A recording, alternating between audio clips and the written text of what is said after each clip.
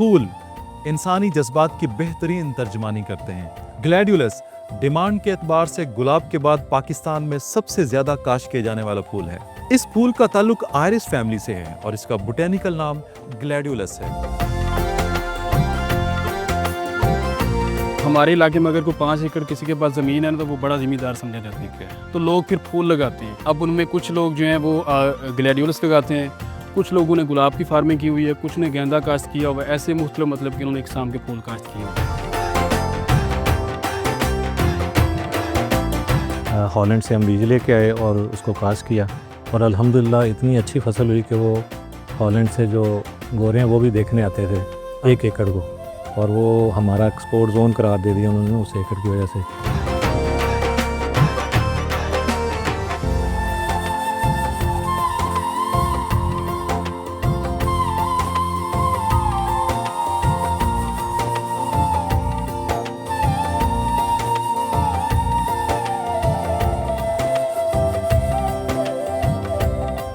अस्सलाम वालेकुम नाज़रीन, प्रोग्राम किसान का पाकिस्तान के साथ मैं हूं फ़खर ज़मान। पाकिस्तान की ज़राई तरक्की और खुशहाली के लिए डिस्कवर पाकिस्तान का मिशन जारी है। नाज़रीन, फूल कुदरत का एक इंतहाई अनमोल तोहफ़ा है जो पॉलिनेशन के साथ साथ इकोसिस्टम और एयर क्वालिटी को भी बेहतर करते हैं। साइंसदानों के एक रफ आइडिया के मुताबिक पूरी दुनिया में तकरीबन 2.5 लाख से 4 लाख फूलों की अक़साम पाई जाती हैं जो खूबसूरती के साथ साथ मुख्तलिफ बीमारियों और मकासद के लिए इस्तेमाल होते आ रहे हैं। फूल इंसानी जज्बात की बेहतरीन तर्जमानी करते हैं। आज हम प्रोग्राम कर रहे हैं सोड लिली पे, जिसे ग्लैडियोलस भी कहा जाता है। ग्लैडियोलस डिमांड के एतबार से गुलाब के बाद पाकिस्तान में सबसे ज्यादा काश किए जाने वाला फूल है। इस फूल का ताल्लुक आयरिस फैमिली से है और इसका बोटेनिकल नाम ग्लैडियोलस है। ग्लैडियोलस एक लातीनी लफ्ज है जिसका मतलब तलवार के हैं। चूंकि इसके पत्ते तलवार की शक्ल के होते हैं इसलिए इसको सोड लिली यानी कि तलवार फूल भी कहा जाता है। आज इसकी मुकम्मल काश्तकारी और चैलेंजेस पे बात करने के लिए हम मौजूद हैं पत्तोकी में। यहाँ के फार्मर से बात करेंगे और ज़रूरी माहिरीन को भी अपने प्रोग्राम में शामिल करेंगे। आप हमारे साथ रहिए क्योंकि आपकी फलाह हमारी अव्वलीन तरजीह है।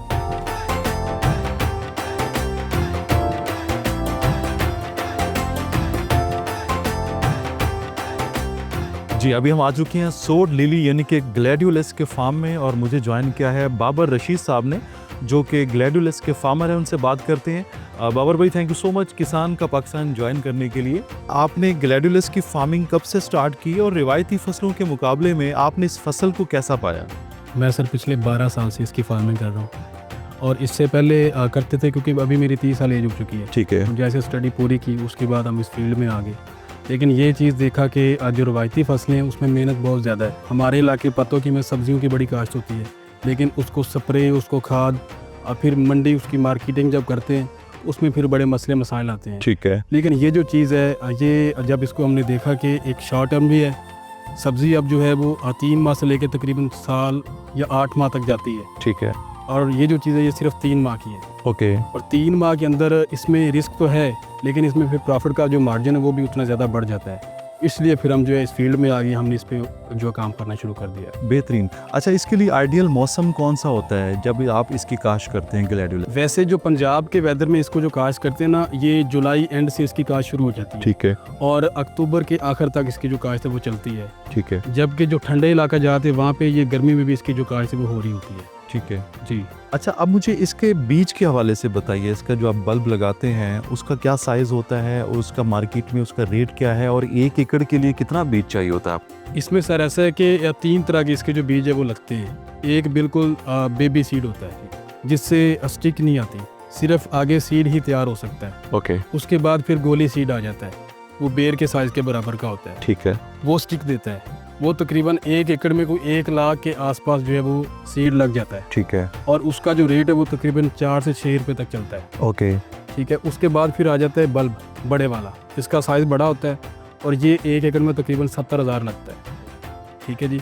उसका जो रेट है बल्ब का, वाइड प्रॉस्पेरिटी इसमें इस फील्ड में हम खड़े हुए हैं, इसका जो रेट होता है बल्ब का वो तकरीबन 12 से 15 रुपये तक जाता है। ओके जी। तो कितना प्रोडक्शन का कितना फ़र्क आ जाता है अगर आप इसका जो है वो बल्ब लगाते हैं या इसका छोटा बेबी सीड लगाते हैं? देखिए जी, अगर छोटा सीड लगाते हैं उसमें ये कि उसकी प्रोडक्शन ज़रूर ज़्यादा होगी, लेकिन उसका साइज़ छोटा रहता है। मार्केट में ये बिकता है साइज़ के लिहाज से, जितना बड़ा साइज़ होगा स्टिक का उतना ही ज़्यादा रेट मिलेगा, साइज़ जितना छोटा होगा उतना रेट कम मिलेगा। ओके, तो गोली सीड जो होता है उसका साइज़ छोटा रहता है, ठीक है। प्रोडक्शन वो ज़रूर ज़्यादा देता है, लेकिन जो बल्ब वाला होता है उसका साइज़ अच्छा बनता है। भाई ये बल्ब वाला है तकरीबन ये 4 फीट तक जा चुका है, इसका जो रेट है वो उससे काफ़ी बेहतर होता है। मतलब अगर वो 10 रुपये का सेल हो रहा है तो ये वाला जो ये 20 तक भी सेल हो सकता है। ठीक है। कितने दिनों की फसल है ये और कितने दिनों में ये पक के तैयार हो जाता है? जो गोली सीड है वो तकरीबन कुछ 70 से 80 दिन की फसल है। ठीक। अगर आप जुलाई में लगाते हैं तो अक्टूबर तक वो रेडी हो जाती है। जैसे जैसे आप सर्दी की तरफ आएंगे, सर्दी में लगेंगे, वैसे वैसे लेट होता जाएगा। और जो बल्ब वाली है ये तकरीबन कोई 100 से 120 दिन तक भी ले जाती है अगर मौसम ठंडा हो तो। अगर गर्मी हो तो फिर वो भी जो है 60-70 दिन 80 दिन में रेडी हो जाती है। ठीक है। चूँकि मौसम की बात हो रही है तो किस तरह की जो है मौसमियाती तब्दीली इसके लिए नुकसानदेह साबित होती है और फिर किस तरह से इसको आप मौसम से महफूज रखते हैं? देखिए जी, इससे पहले अभी तो स्मोग आने लगी है, ठीक है। 3-4 साल से स्मोग इसको बड़ा मुतासर करती है। जब स्मोग आती है तो अभी ये तो माशाल्लाह तैयार हो चुका है, लेकिन जिसके दिन पूरे नहीं हुए होते, जो तकरीबन 1 या 1.5 माह का होता है, उसके ऊपर स्मोग बड़ा असर करती है, वो रुक जाता है, उसकी जो स्टिक्स हैं वो मिस हो जाती हैं सारी की सारी। तो इसी तरह पहले धुंध आती थी, धुंध में भी ये मसले मसाइल बनते रहे। जब ज़्यादा धुंध पड़ती थी, धूप नहीं निकलती थी, तो जो है इसकी जो स्टिक्स थी वो मिस होती थी। ठीक है। लेकिन अभी फ़िलहाल इस मौसम में कोई ऐसा असर नहीं पड़ता इसके ऊपर। जैसे जैसे जो मज़ीद लेट होते जाएंगे वो उनका रिस्क उतना ही बढ़ जाएगा, लेकिन उनकी जो प्रॉफिट मार्जिन उनका वो भी उतना ज़्यादा बढ़ जाता है, क्योंकि जो उन दिनों में आता है फिर तकरीबन 50 के ऊपर ही रेट मिलता है उसको स्टिक का। अभी रेट ज़रा कम है, अभी ज़्यादा लगा हुआ है, तब लोग रिस्क लेते नहीं हैं, ठीक है ना। तो जो लोग रिस्क लेते हैं वो फिर अच्छा प्रॉफिट भी लेते हैं। कितने महीनों की फसल है और कितनी इसकी पिकिंग लेते हैं आप? ये तकरीबन 3 माह की फसल होती है, एक एवरेज जो है। और 1 एकड़ में से जो बल्ब है वो तकरीबन कोई 45 से 50 हज़ार स्टिक निकल आती है, और जो गोली वाला सीड होता है वो तकरीबन कुछ 60 से 70 हज़ार निकलती है। अच्छा, मुझे इसकी को फार्म मैनेजमेंट के हवाले से बताइए कि कितना पानी चाहिए होता है इसको और किस तरह की फर्टिलाइज आप इसके लिए इस्तेमाल करते हैं? सबसे पहले ज़मीन की हम बात करते हैं। ज़मीन इसके लिए अच्छी चाहिए। ठीक है। वो जिधर भी आप लगा रहे हैं, पंजाब के किसी भी इलाके में लगा रहे हैं, ज़मीन बेहतरीन आपकी होनी चाहिए, क्योंकि 3 माह की शार्ट फसल है। तो जो फसलें शार्ट होती हैं उनके लिए जितनी ज़्यादा अच्छी ज़मीन होगी उनका रिजल्ट उतना ही अच्छा मिलेगा। दूसरे नंबर पे अगर गर्मी में लगा रहे हैं, जैसे जुलाई के शुरू में लगाते हैं, तो जो है इसको पानी फिर हर 8 दिन बाद चाहिए। जैसे जैसे लेट होते जाएंगे, अभी इन दिनों में पानी बड़ा इसको कम चाहिए, 15 दिन बाद पानी चाहिए, क्योंकि मौसम में काफ़ी ज़्यादा नमी आ चुकी है। मैक्सिमम इसकी हाइट कितनी जाती है और आपको किस तरह पता चलता है कि आपकी ये जो फ्लावरिंग है ये तैयार हो चुकी है और अब इसको हार्वेस्ट के लिए तैयार है? देखिए सर, इसमें 2 चीज़ें हैं। एक तो ये कि अगर रेट ज़्यादा हो, मुल्क में खुशहाली हो, शादियों का सीज़न हो, फंक्शन ज़्यादा हो, तो फिर जो है हम इसको बंद को भी काट लेते हैं। ये जो चीज़ है ना जी, यहाँ तक सिर्फ खिलने देते हैं, इसको काट लेते हैं। जब अभी रेट थोड़ा कम चल रहा है, इस Okay. वजह से ये ज़्यादा खिल गया है। ओके। उम्मीद है कि आगे दिसंबर आएगा, दिसंबर में शादियाँ वगैरह ज़्यादा होती हैं, ठीक रेट है। बढ़ेगा, उस वजह से इसको जो है रोका हुआ है। कितना खर्चा आ जाता है फी एकड़ इसमें? अगर तो ज़मीन का सारा खर्चा डालें, खाद का, स्प्रे का, मुलाजमों का, फिर इसके ऊपर जो मेहनत है, गोली वाला जो सीड है तकरीबन 6 लाख रुपए 1 एकड़ पे खर्चा है उसका। ठीक है। ठीक है। और उसका जो एवरेज जाता है वो तकरीबन कोई 8-10 लाख रुपए का हो जाता है एवरेज।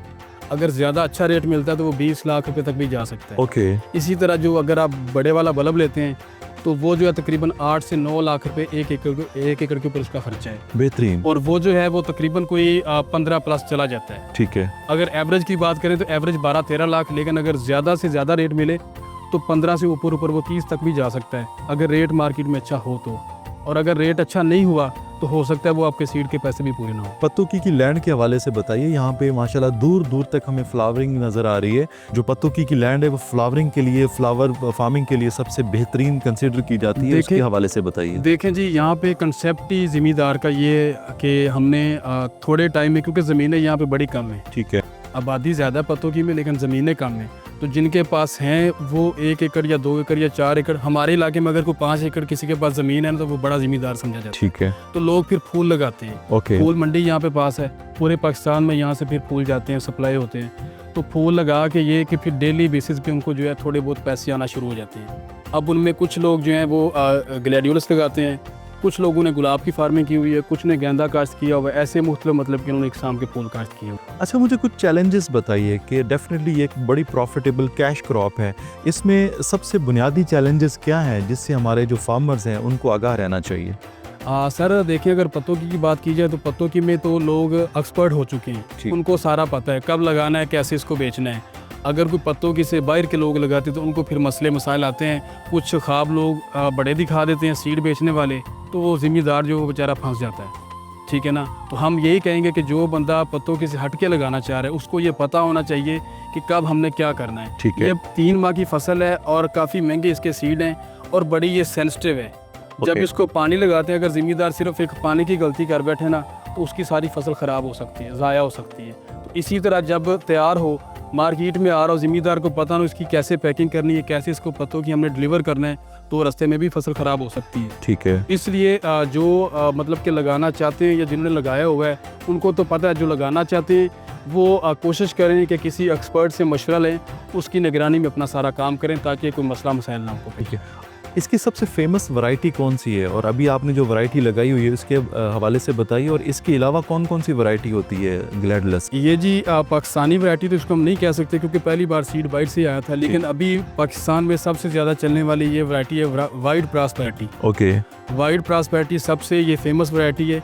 बाकी इसके अलावा जो लोकल चलती हैं उनमें येलो आता है, इंडियन आता है, ऑरेंज आता है, और इससे जो अच्छी हैं वो फिर टिशू आ जाता है या इसमें मैग्मा टाइप के कुछ इकसाम आ जाते हैं जिनके कलर मुख्तलिफ होते हैं और इम्पोर्टेड वाली लुक देते हैं। ठीक है। इसमें काश के एतबार से और पैदावार के एतबार से और फिर इसको सेल करने के एतबार से सबसे बेहतरीन वैरायटी जिसकी मार्केट में ज़्यादा डिमांड है, ये वो जो कौन सी? वैरायटी है सबसे बेस्ट है। ठीक इसकी है। वजह ये है कि ये वाइट है, इसको जो शौक वाला चाहे कलर देना चाहे वो कलर दे सकते हैं। बाकी जो कलरफुल इकसाम है उनको कलर दे ही नहीं सकते, तो इसलिए इसका जो रेट है वो सबसे अच्छा रहता है और लोग इसी को ज़्यादा लगाते हैं। Thank you so much sir, बहुत शुक्रिया आपका, बहुत शुक्रिया।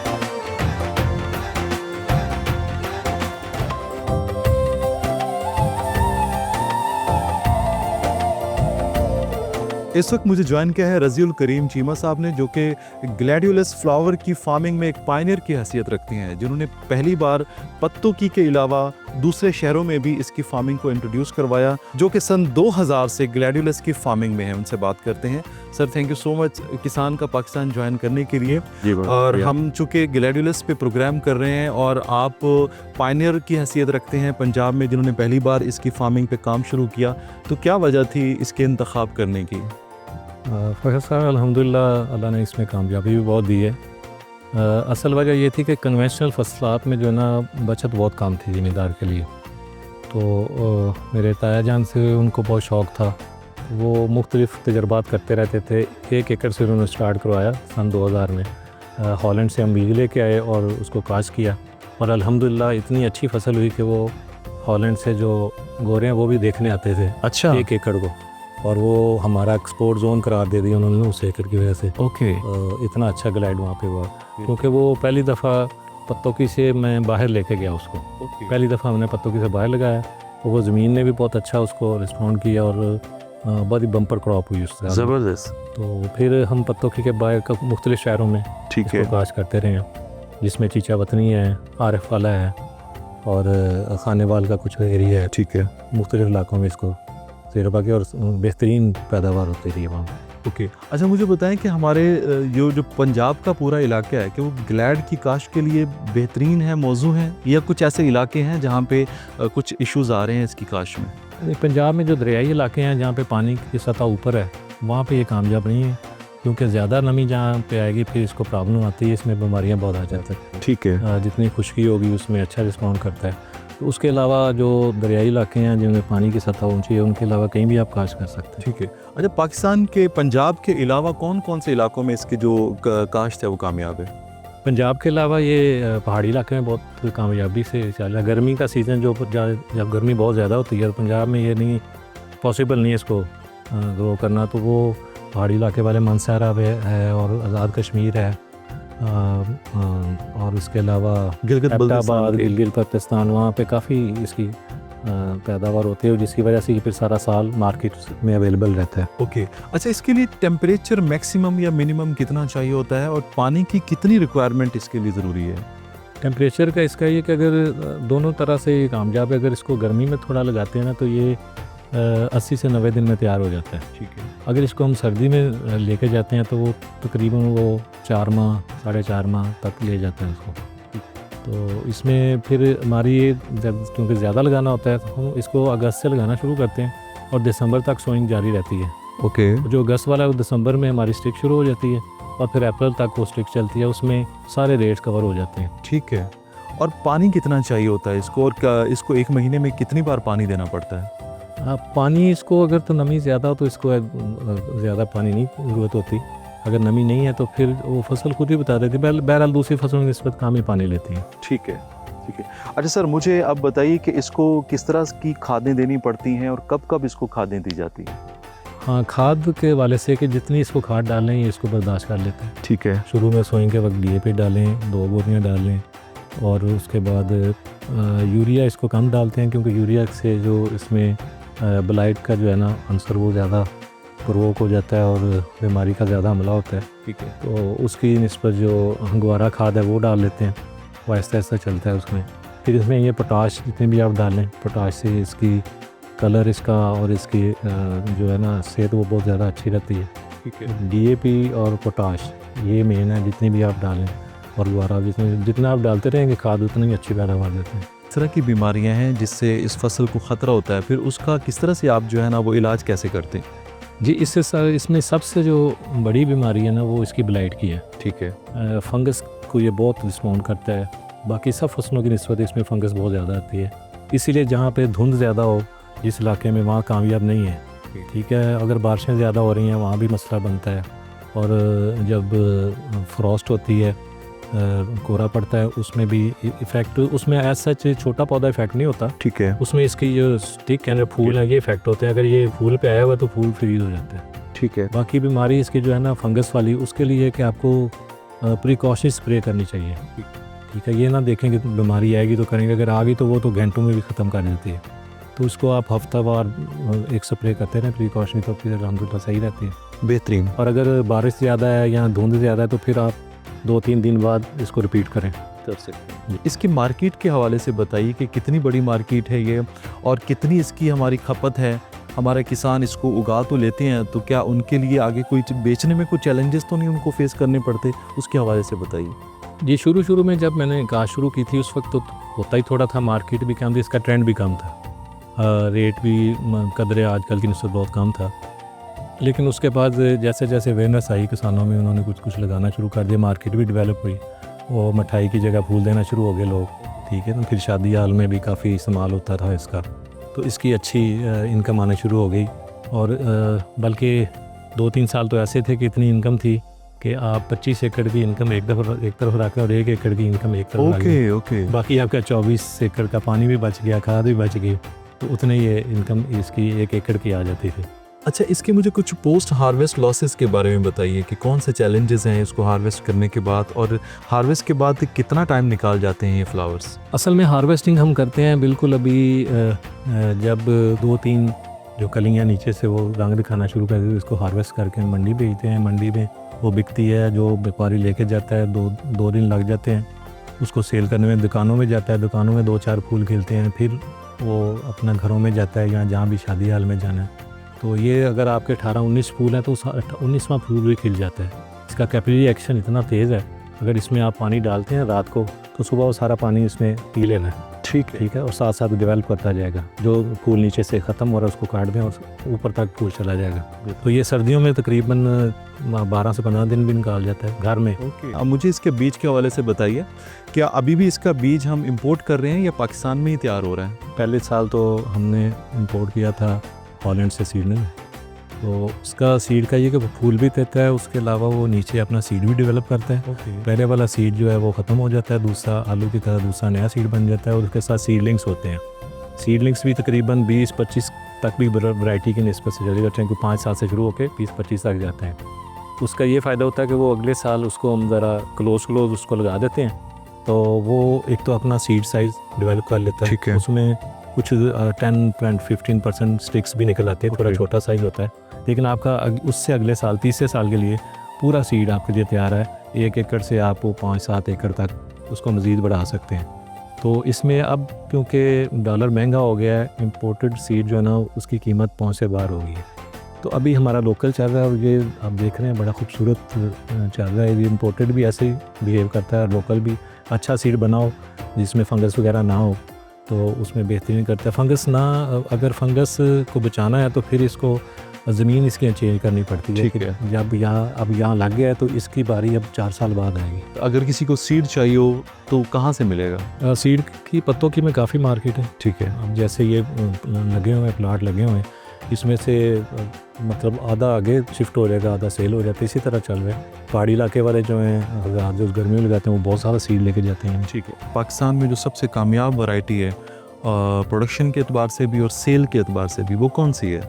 पाकिस्तान में वाइट प्रॉस्पेरिटी जैसे कि ये प्लाट है आपको नज़र आ रहा है, ये सबसे कामयाब यही है। इसकी पैदावार भी ज़्यादा है। ठीक है। और वाइट कलर है पाकिस्तान में, आपको पता है कि वाइट कलर को आप पानी में आप रंग डाल दें, सुबह तक वो जो पिंक करेंगे तो पिंक हो जाएगा, अगर येलो है जो तो कलर येलो चाहते हैं हो जो जाएगा। कलर है वो हो जाता है, इसलिए ये महंगा बिकता है। ठीक है। कलर जो हैं उनकी निस्बत वाइट वाला महंगा बिकता है, इसलिए लोग भी कोशिश करते हैं कि ज़्यादा इसकी काश्त की जाए। ठीक है सर, बहुत शुक्रिया, thank you so much sir. बहुत शुक्रिया।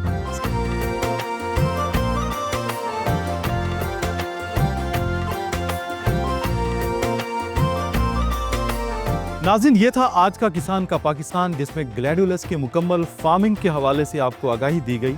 ज़रूरी माहिरीन का कहना था कि जो भी किसान ग्लैडियोलस की फार्मिंग में आना चाहता है उसे इसकी मुकम्मल आगाही होनी चाहिए, इसके चैलेंजेस का पता होना चाहिए, तभी वो इससे लाखों नहीं बल्कि करोड़ों रुपए कमा सकता है। उम्मीद करता हूँ कि आज का प्रोग्राम आपको बेहद पसंद आया होगा। अपने फीडबैक का ज़रूर इजहार कीजिएगा, क्योंकि आपका फीडबैक मुल्क की ज़रूरी तरक्की में अहम किरदार अदा करता है। मुझे और मेरी टीम को दीजिए इजाज़त। आप देखते रहिए प्रोग्राम किसान का पाकिस्तान फ़खर ज़मान के साथ, ओनली ऑन डिस्कवर पाकिस्तान, क्योंकि खेतों की हरियाली पाकिस्तान की खुशहाली है।